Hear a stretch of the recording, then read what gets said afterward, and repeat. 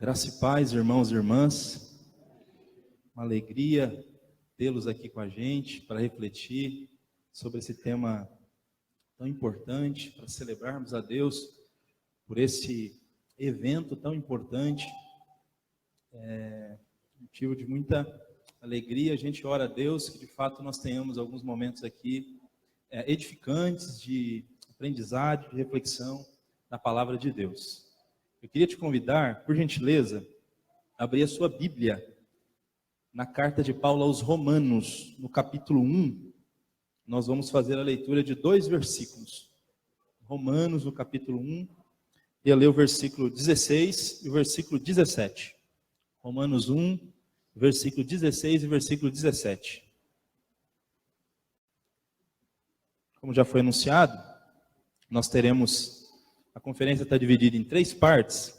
Nessa primeira nós vamos olhar para o passado. A gente vai refletir um pouquinho sobre a nossa herança no passado, aquilo que motivou os reformadores e a reforma protestante a acontecer, e alguns dos legados que ficaram para a gente ainda hoje. Depois nós teremos um painel, onde nós vamos refletir sobre o nosso chamado no presente, e a ideia é que a gente reflita sobre os principais postulados da reforma, mais conhecido como 5 solas.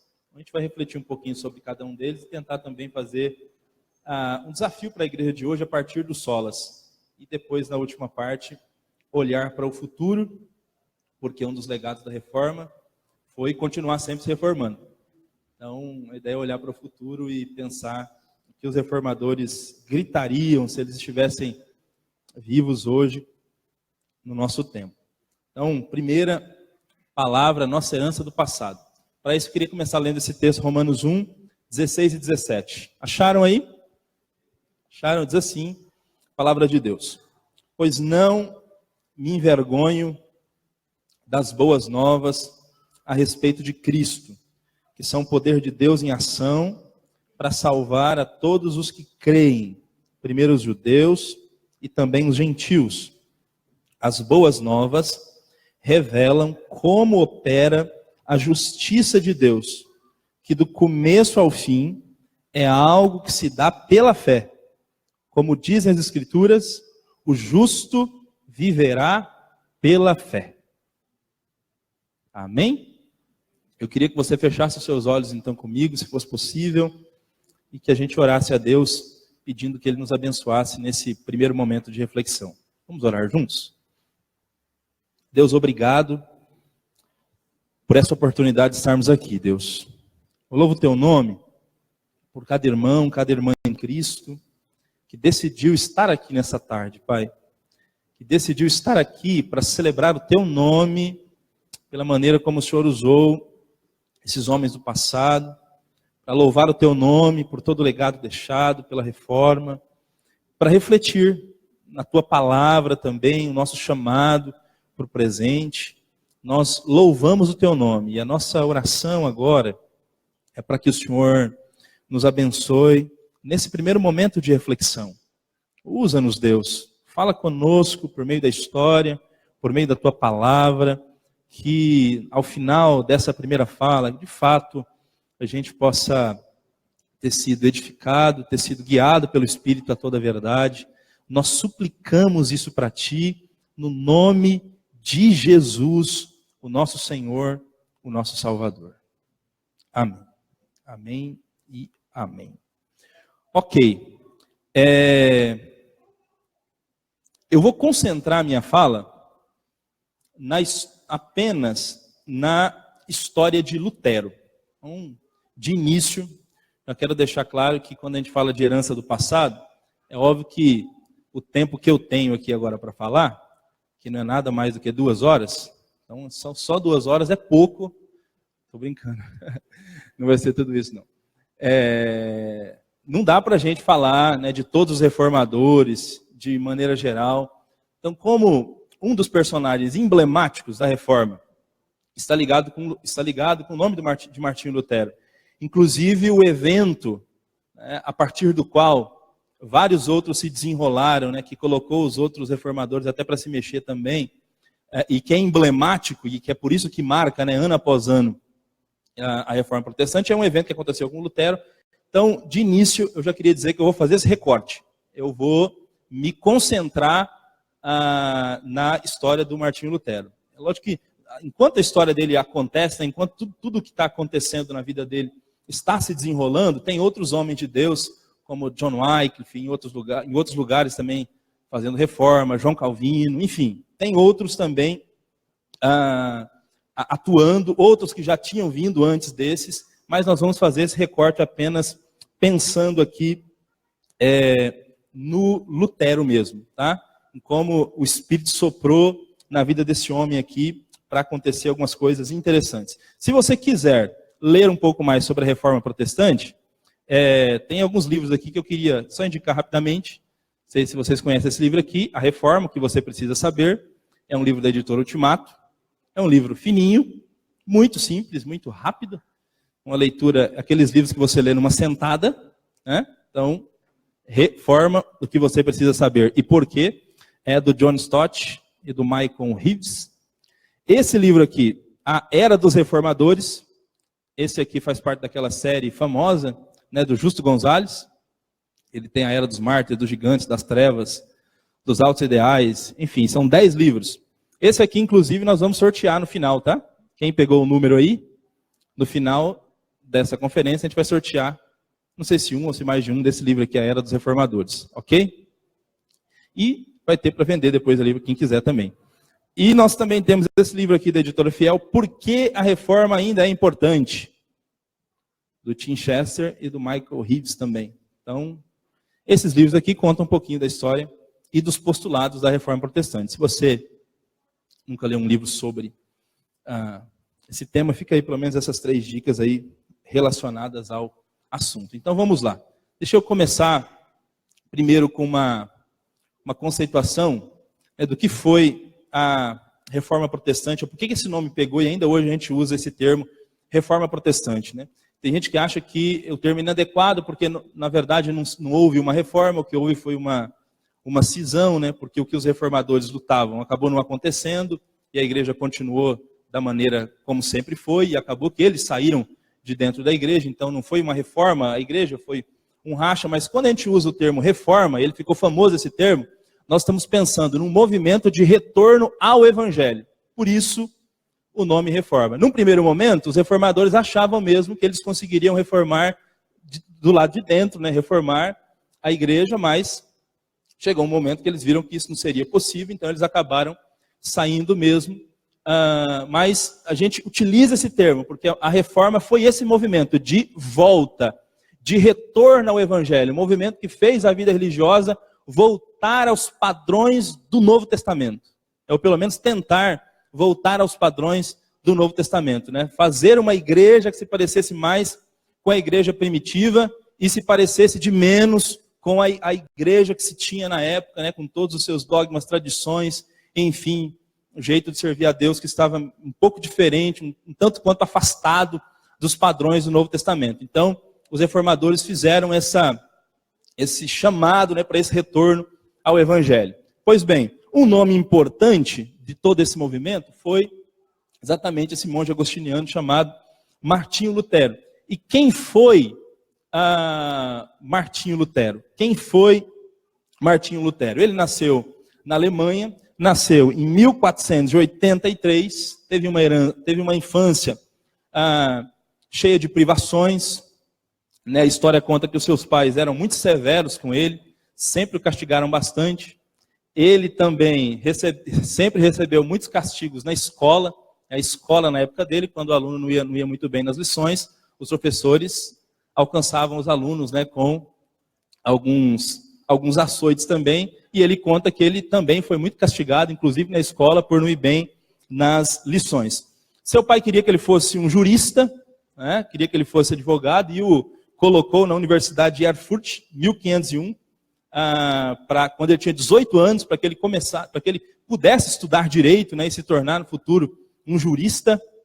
E de fato ele foi estudar com 18 anos, e com 21 anos, 1502, ele recebeu o título de bacharel em artes, né?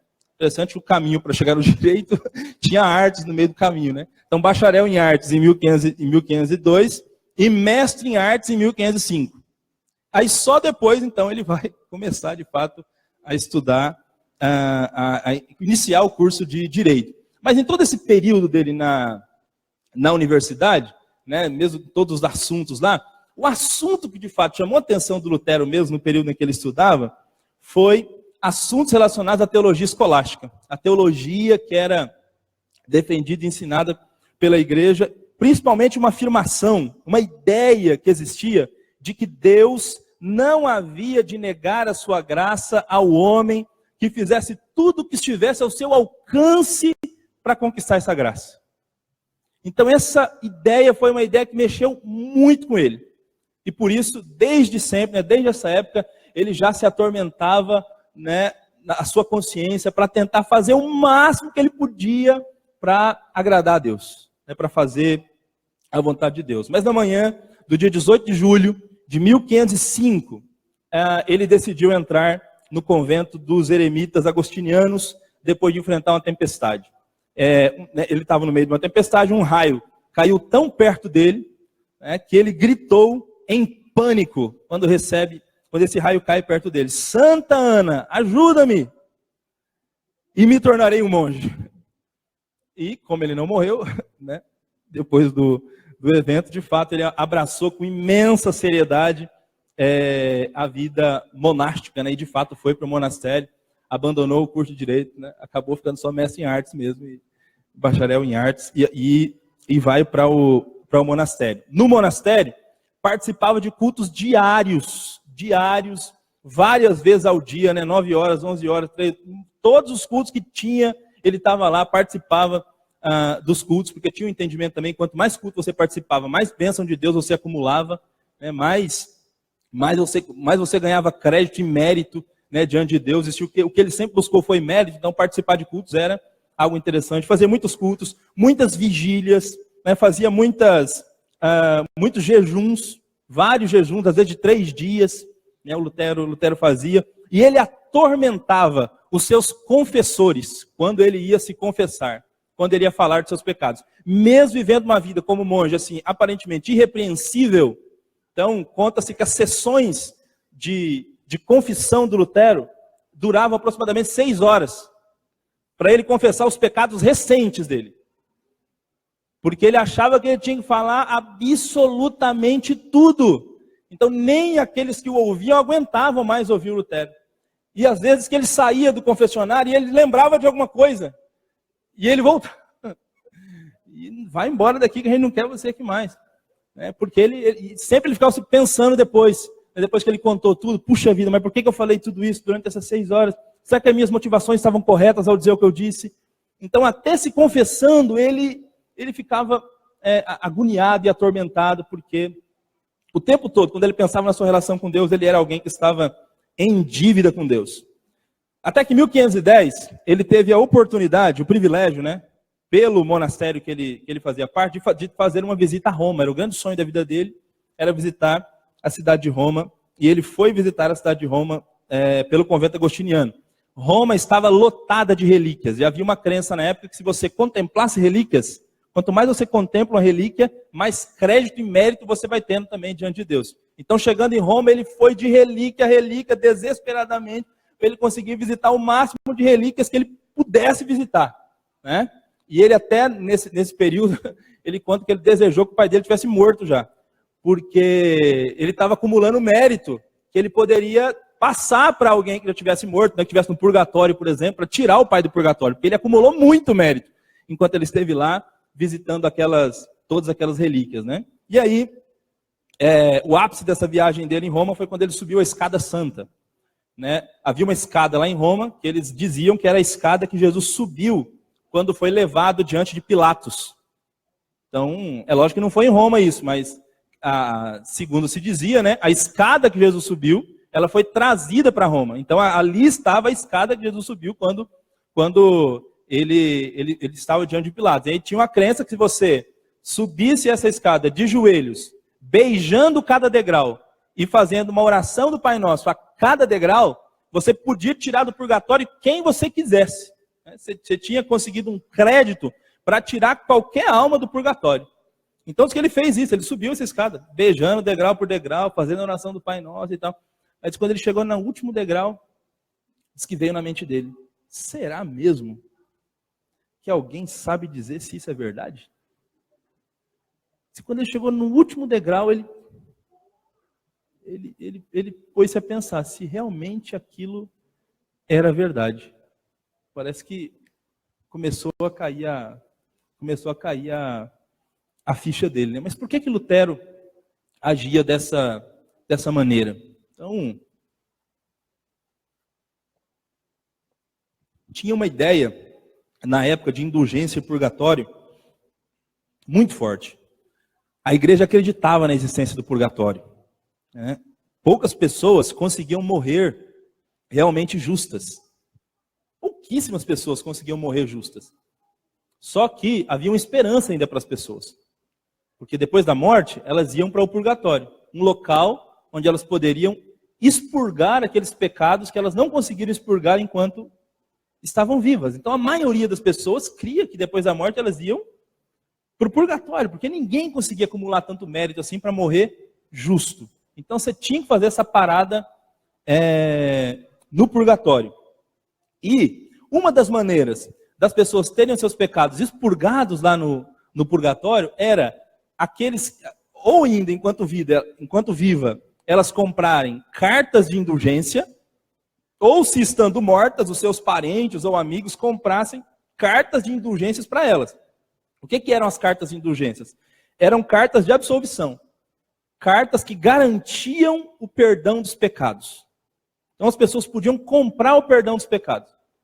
Comprar perdão dos pecados que elas já tinham cometido e comprar o perdão dos pecados que elas iam cometer ainda, né? Você podia já comprar. Acho que na primeira conferência eu contei a história aqui, né? De uma vez que um padre desse foi lá numa cidade para vender a indulgência e alguém comprou. Quero comprar perdão para um pecado futuro. Mas é muito grave o pecado que eu vou cometer, hein? Mas muito grave, mas o que é? Não posso falar, eu só te garanto, é muito grave. Então pode dizer o preço aí, porque é grave. Então tá bom, então é X, pagou. Ganhou a carta. Beleza, depois que o padre terminou de visitar toda a cidade, vender todas as indulgências, né? Cheio de grana, estava indo embora. Adivinha? Ele foi assaltado no meio do caminho pelo cara, né? O cara era ladrão. Aí roubou o padre. O padre, mas o que é isso, meu? Sou um padre, um sacerdote do Senhor, você está fazendo isso comigo? Eu estou com a minha consciência tranquila. Meu perdão já foi já foi pago, já o meu perdão, né? Já está tudo certo.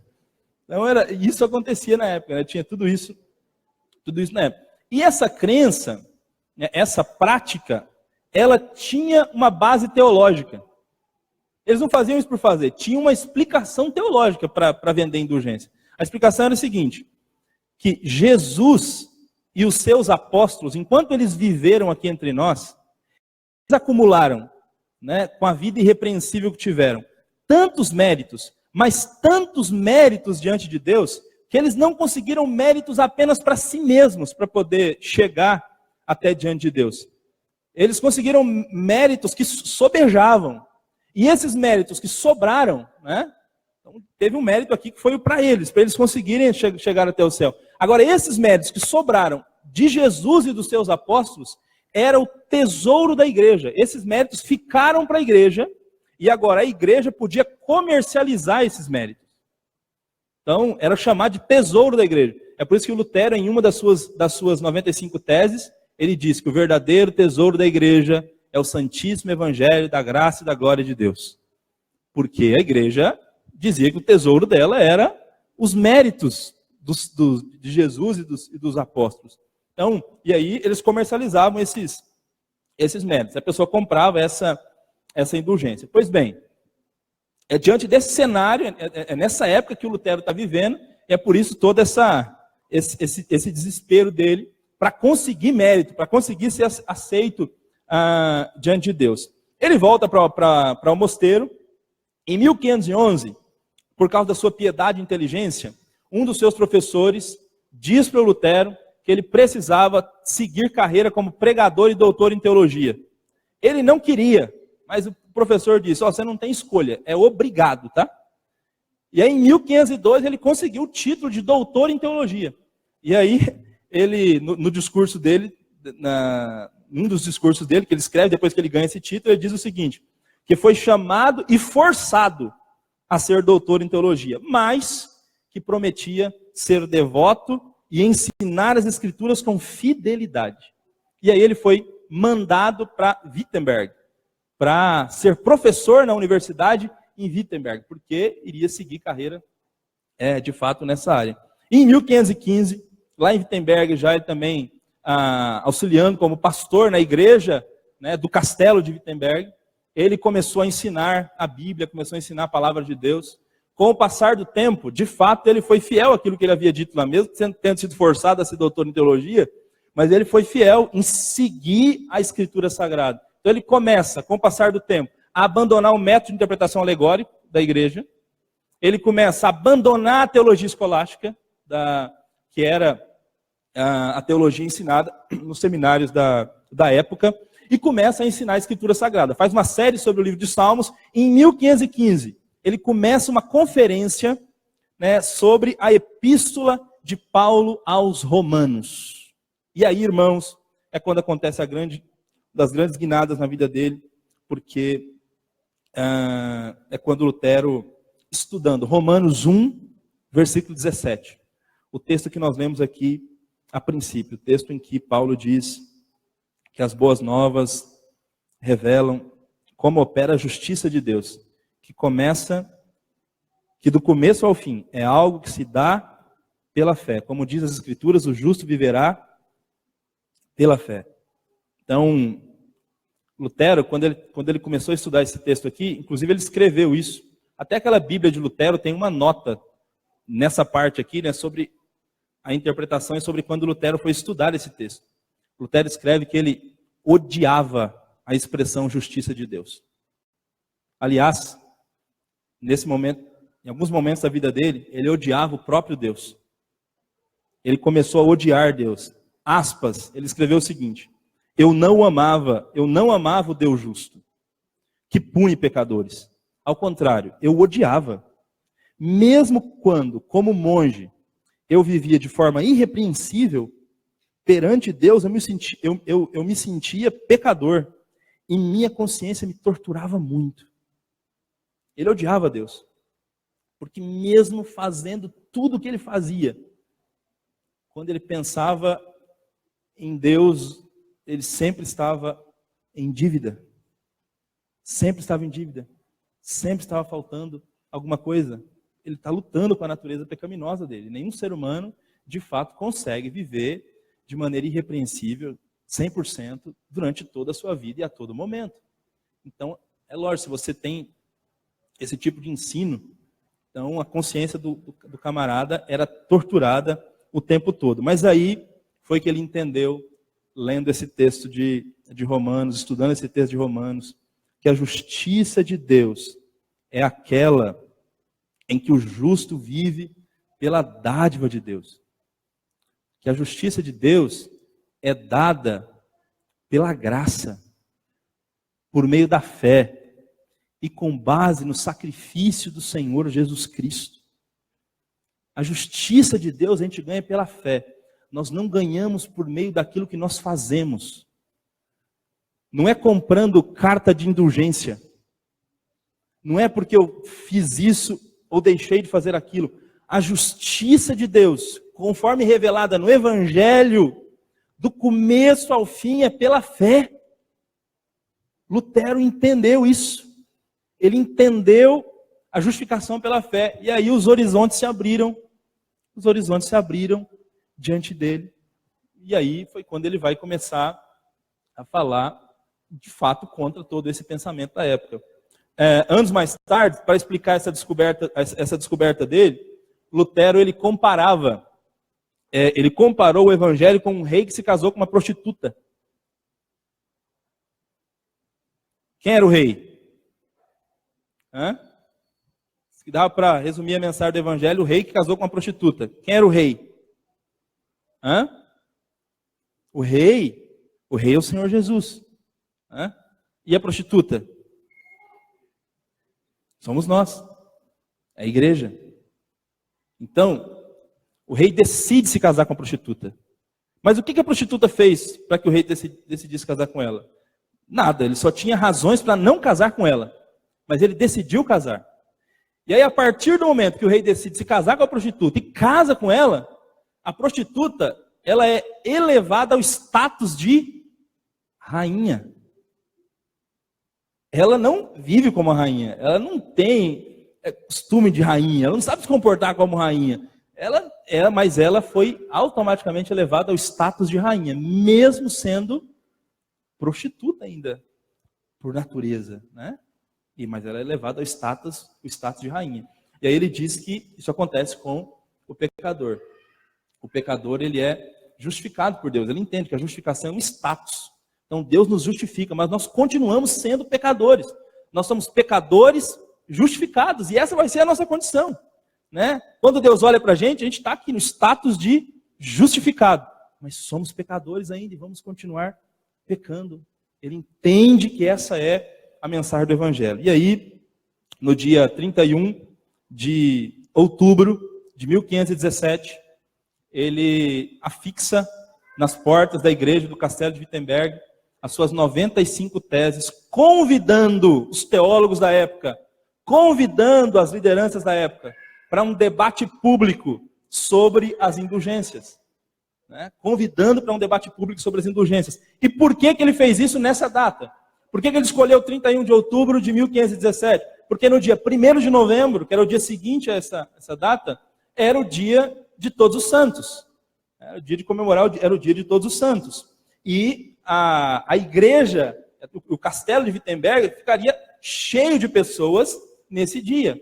Por quê? Principalmente porque as pessoas viriam também para o castelo de Wittenberg para admirar as relíquias de Frederico, príncipe eleitor da Saxônia. Ele tinha quase 18 mil relíquias que, uma vez ao ano, ele abria para o público. Lembra que eu disse anteriormente que tinha uma crença que se você ficasse o tempo todo admirando uma relíquia, isso trazia para você bênção? Então, quando você admirava uma relíquia, sabe quantos dias a admiração de uma relíquia valia de indulgências? 100 dias de indulgências. Admirar uma relíquia te dava 100 dias de indulgências. E nesse dia, no 1º de novembro, o Frederico ele abria as indulgências dele para que as pessoas pudessem participar. Entre as 18 mil indulgências deles, tinha um dente de Jerônimo, 4 partes do corpo de João Crisóstomo, 4 fios de cabelo de Maria, mãe de Jesus, um cabelo da barba de Jesus, um prego da cruz, um pedaço do pão da última ceia. Impressionante. Um galho da sarça ardente de Moisés. Dentre outras coisas. Esse pessoal tinha fé mesmo, né?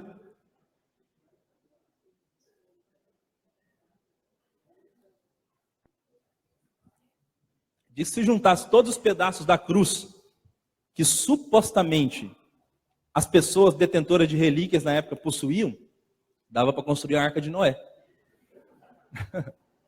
Só com os pedaços da cruz que existiam na época. Né?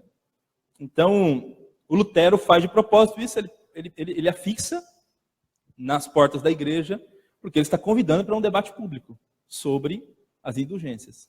E também porque ele sabia que Tetzel, um cobrador de indulgências, ele estava em Wittenberg por aqueles dias cobrando indulgências, ele estaria nessa celebração, e Lutero chamava esse cara de palhaço, né? Porque ele gostava de cobrar indulgência cantando música, ele era cantor, né? Quando a moeda no cofre cai, uma alma do purgatório sai.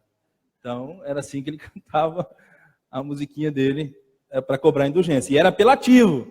Ele dizia assim, ó, não estão ouvindo a voz dos pais de vocês clamando? Vocês não estão ouvindo a voz dos amigos de vocês clamando? Né? Tenham misericórdia de mim. Né? Vocês não vão fazer nada, não vão comprar a carta de urgência para eles. Eles estão gritando lá no purgatório pedindo ajuda de vocês e vocês não vão ajudá-los. Né? Então ele era um cara terrível para cobrar indulgência. E depois que o Lutero afixa as suas teses, de fato ele vai virar a Europa de cabeça para baixo. Até a vida dele vai mudar drasticamente. O próprio Tetzel, depois que lê as teses de Lutero, fica sabendo de tudo isso, ele declara que Lutero é um herege, ele tem que ser morto, queimado na fogueira, porque ele é um herege mesmo. E essa ação dele foi o estopim para iniciar o que a gente chama hoje de reforma protestante, né? A partir dessa ação do Lutero, parece que todas as outras começaram a acontecer, né? Parece que os outros começaram a se mexer a partir dessa ação do Lutero. É bom que se diga que alguns meses antes, né, entre 21 de agosto e 4 de setembro, ele já tinha escrito 97 teses. Ele gostava de escrever tese, né? Tinha escrito 97 antes, depois 95. Né? Olha lá, ele já tinha escrito 97 teses, combatendo a teologia escolástica. Porque na época se dizia o seguinte, que sem Aristóteles ninguém poderia se tornar teólogo. Aí uma das teses do Lutero, uma das 97 teses do Lutero é o seguinte, ele escreveu que ninguém se torna teólogo a não ser sem Aristóteles. Ele afirmou exatamente o contrário. Né? Se você quer ser teólogo, você tem que se libertar de Aristóteles. Porque Aristóteles está para a teologia como as trevas estão para a luz. Né? A tese número 50 dessas 97 teses dele. Então veja que curioso, irmãos. Antes de Lutero convidar para o debate público, questionando a prática da igreja, ele já havia 2 meses antes questionado a maneira de pensar da igreja. Porque questionar a teologia escolástica é questionar o pensamento da igreja. Né? Então ele questiona os padrões de pensamento, ele questiona a teologia e questiona a prática da igreja. Né? Porque o que a gente faz está muito ligado com aquilo que a gente acredita, com aquilo que a gente pensa. Né? Tem que dizer assim, eu não gosto muito de teoria, não. Teoria, eu gosto de coisa prática. Mas tudo que você faz tem um porquê, mesmo que você nem saiba o porquê. Então acho que é bom saber o porquê das coisas que a gente faz. Né? Por que a gente faz desse jeito isso? Né? Então, se você não sabe isso, é um tanto quanto complicado. Pois bem, caminhando para o final, depois disso, a vida de Lutero, de fato, vai virar de cabeça para baixo. Ele vai ser convidado, de fato, para alguns debates. Ele é convidado a se retratar. Não faz isso, tem que fugir. Né? O próprio Frederico, né, o príncipe eleitor da Saxônia, vai dar abrigo para ele num castelo durante um tempo da sua vida. Ele tem que viver uma época escondido mesmo. Né? Época em que ele traduz o Novo Testamento grego para o alemão. Né? Ele teve que ficar isolado aproximadamente uns 2 anos. E dentro de uns 11 meses ele traduziu a Bíblia, ele traduziu o Novo Testamento grego para o alemão. Inclusive, mudou radicalmente a maneira de falar o alemão. Ele é uma das grandes contribuições para a maneira como o alemão é falado hoje, vem exatamente do próprio Lutero, né? A partir da Bíblia Sagrada. Então, a vida dele vai virar de cabeça para baixo, ele é excomungado da igreja, ele queima o papel lá do Papa excomungando ele da igreja, mas a vida dele vai virar de cabeça para baixo. Pois bem, caminhando aqui para o final, depois de toda a discussão, Lutero entendeu o seguinte, que a maior discussão dele não era sobre indulgência, mas sobre autoridade. Quem de fato tem autoridade para a igreja? É a Bíblia ou é o Papa? Eu vou entender que a questão central era essa. Porque essa prática da igreja aqui é porque quem era autoridade sobre a igreja não era a Bíblia. Era a tradição. Era a tradição e não a Bíblia Sagrada. Aí ele entendeu que o que precisava mudar realmente era inverter e reafirmar quem é que deve ter autoridade sobre a igreja. Porque se a liderança da igreja entender que quem tem autoridade é a Bíblia, então o caminho para a mudança fica um pouco mais tranquilo. Então ele vai defender isso. Alguns dos legados que ficaram para a gente da Reforma Protestante. O Lutero, por causa dessa ideia de que a Bíblia deveria ser a única fonte de autoridade para a igreja, ele legou para a gente um princípio que até hoje é ensinado em todos os seminários, o princípio hermenêutico dele, de que a Bíblia interpreta a Bíblia. O princípio hermenêutico de Lutero tinha dois pontos, né? A Bíblia interpreta a Bíblia é o seu intérprete, né? E a Bíblia deve ser interpretada a partir do seu centro, que é Cristo. Então, até hoje, a hermenêutica ensina esses princípios, né? Princípios que vieram como legado dessa redescoberta, desse compromisso com a Escritura Sagrada, vindo da Reforma Protestante. O próprio compromisso com a Escritura é um legado, o acesso à Escritura Sagrada, né? Porque a Bíblia começou a ser traduzida para o alemão, né? Os outros reformadores em outros lugares, traduzindo a Bíblia também para os seus idiomas, né? Então, o fato de a gente ter a Bíblia na mão hoje, cada um de nós tem uma Bíblia aqui, versões diferentes. Olha a minha que bonita. É uma Bíblia não posso falar de quem eu ganhei, né? Mas é uma edição comemorativa, os 500 anos da Reforma Protestante. Ó. Nova versão transformadora. Então, hoje tem Bíblia de toda cor, de todo tipo, né? Várias traduções. Então, de alguma maneira, a Reforma tem uma contribuição nesse sentido. Entendimento correto de justificação pela fé, né? Como foi um retorno ao Evangelho. Esse foi um dos principais temas da Reforma, com certeza, a justificação pela fé.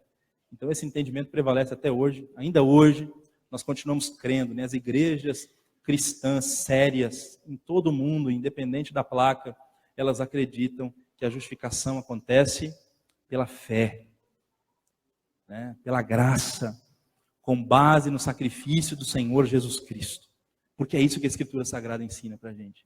Então, nós continuamos defendendo e reafirmando isso. E o sacerdócio de todos os crentes, porque uma vez que Lutero se comprometeu com a Bíblia, entendeu que a salvação é por meio da fé, pela graça e com base no sacrifício de Jesus, então, o que vem depois disso? A afirmação que vem depois disso é o seguinte: então, nós seres humanos, nós não temos nenhum mérito. Toda a glória tem que ser dada a quem? A Deus. Só Ele merece a glória para a nossa salvação. Então, só Ele merece a glória, e aí esse só Ele merece a glória acabou virando um estilo de vida dos reformadores. Eles começaram a viver para a glória de Deus, né? O contexto pelo qual a glória de Deus poderia ser vista era o contexto da vida cotidiana, né?